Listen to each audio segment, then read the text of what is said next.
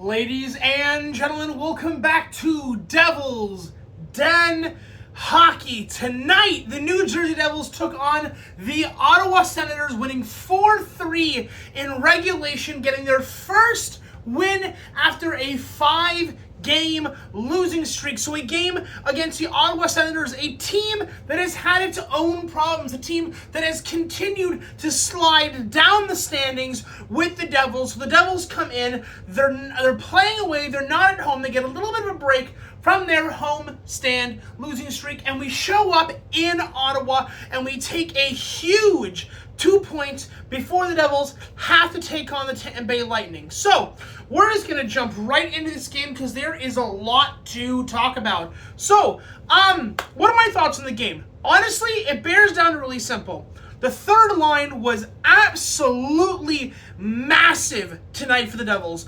Connor Brown getting 3 assists. Gritsyuk having a 3-point night. Having your third line being the best line that the Devils have had in at least, I want to say, 7 or 8 games. The single line that Keith kept putting out because of how successful they were being. Cody Glass getting a goal. Simon Nemec getting a goal. And it's about time because somebody has had to step up in a big way. And this game was a huge opportunity for people to show, hey, we're not going to take our 6th loss in a row. We are not going to stand here and get our shit kicked in night after night after night.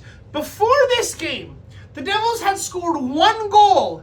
1 goal in 3 games. Tonight, they scored 4 goals in 1 game, with goals coming from all over the ice. But you know who didn't show up tonight?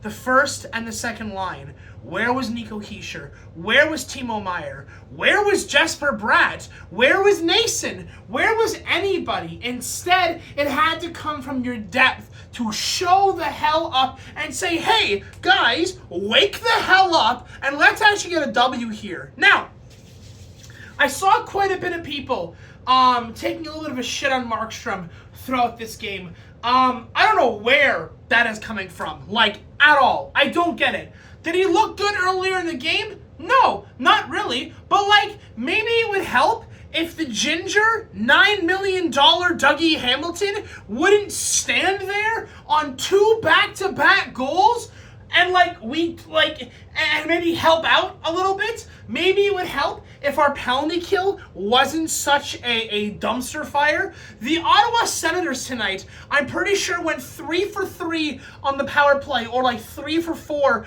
on the power play. Our penalty kill sucked tonight. But Markstrom, who got run over several times, over and over and over and over and over, and nobody stood up for him, was crazy.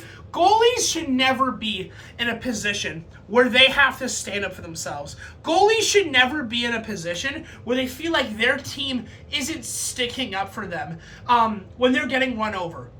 When Markstrom first got run over by Zetterlund, I honestly didn't have much of an issue with it.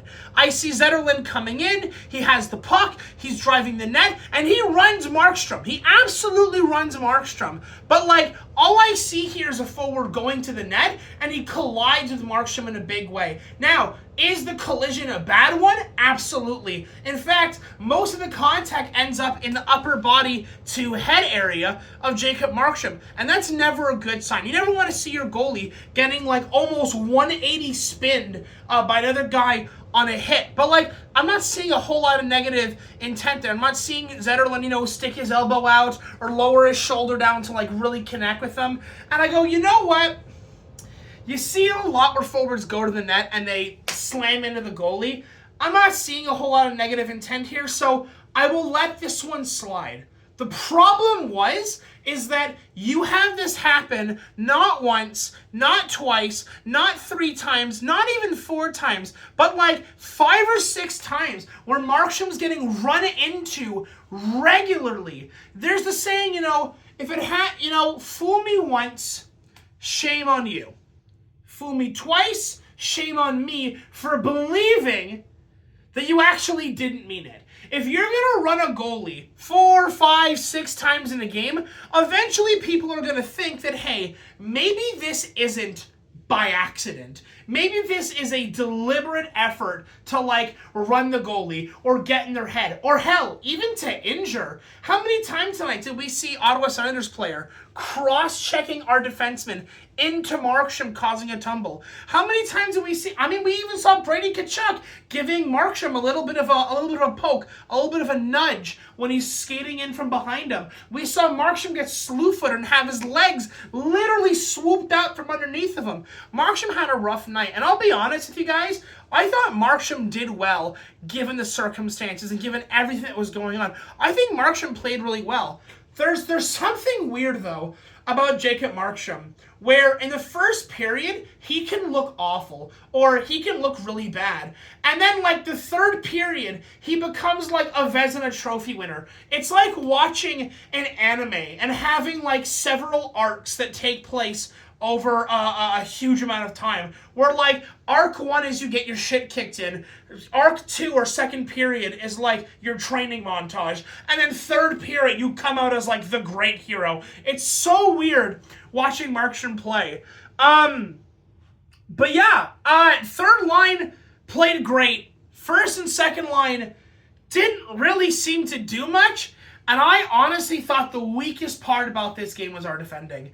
You go back and you watch those first 2 goals, and I understand they're on the power play, but, like, if you're going to pay a guy like Dougie Hamilton $9 million, and for him to stand there and watch as the puck goes in with little to no effort is insane. The fact that you're going to pay Luke Hughes $9 million for him to basically go invisible is insane. And if we end up getting, by some miracle, where we don't trade away possibly the future of the New Jersey Devils, it'll be very interesting to see where Quinn Hughes sits at this. Because you're going to have Quinn Hughes, who's definitely going to want $10 million or more at his next extension. You're going to have Dougie Hamilton, who you're paying $9 million, and at this point, does nothing but actually hurts the team. You've got Andre Palat at $9 million. I mean, sorry, not $9 million.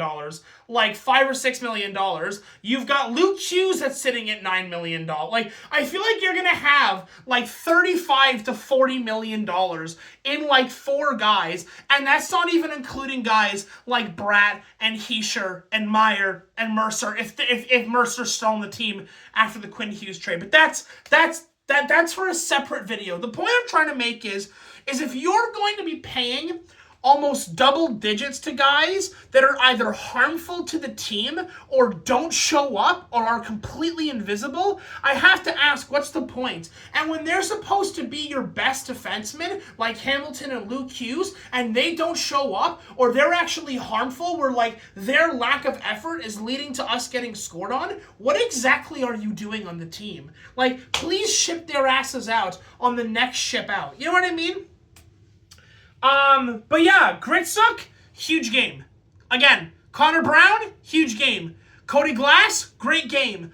One of the things I do want to harp on a little bit, though, is that when we're playing teams like Ottawa, teams that are lower in the standings, and you've got guys that are having big nights, it's good to congratulate them on playing really well that night, but we can't lose sight of the bigger picture here. The Devils are, in the last couple of games, 1-5-0. That is not a winning record. Nowhere close to it. And to pretend after one game that all of the issues have disappeared, or all of the issues have even begun to be corrected, I feel like is a little bit of a false notion. Like I said, it's great that Brown got his 3 points. It's great that Gritsyuk had his 3 points. It's great that Markstrom played well. It's great that people scored. It's great to see offense again. But this is one game.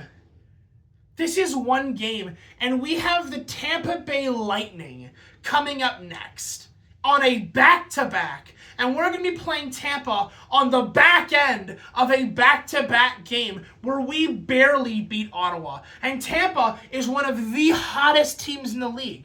Now, many would say, well, we beat them once earlier in the year.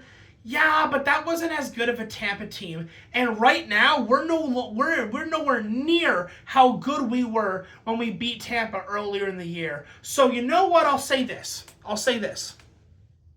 If the New Jersey Devils can keep the Tampa Bay Lightning from scoring less than 3 goals, and the game is relatively tight between the two games, then maybe I will give more of a conceding, a concession of good faith that maybe things are going to start to turn around. But right now, we barely beat a Ottawa Senators team which is on the decline, with guys who, when playing against top teams, I don't know how effective they're going to be. Now, I can eat my words. I could be totally wrong, and I could be talking out of my ass. But we have to see. Tampa is a way better team than the Ottawa Senators. Now, Tampa lost to the Leafs, which are also not a good team right now. Tampa lost to the Leafs 2-0. They got shut out. So they're going to be coming to New Jersey, or we're going to be going to them with, and they're going to be playing in that game with something to prove. They're going to be coming into that game going, we cannot drop 2 games to teams that aren't even making the playoffs right now. So we got to come in and we got to crunch them and we got to send a message. The Devils have to hit that ice against Tampa ready to go, knowing that Tampa is going to want to use the Devils to send a message. So the Devils have to show up. You want to see big time. These are big time games, and big time games require big time players. I want to see Meyer in there. I want to see Hischier on there. I better see a goddamn Jesper Bratt goal. I better see Nico Hischier doing something. I better see the top guys on this team, the guys that we're paying $9, $10, potentially $11 million in the future, to do something against the best teams in the league. Because if you want to beat the worst teams in the league, that's fine. You can take your day out on them. But if you expect to go into the playoffs, or even deep into the playoffs, against the best guys in this league, on the best teams in this league, then you better show the hell up. So, on that note,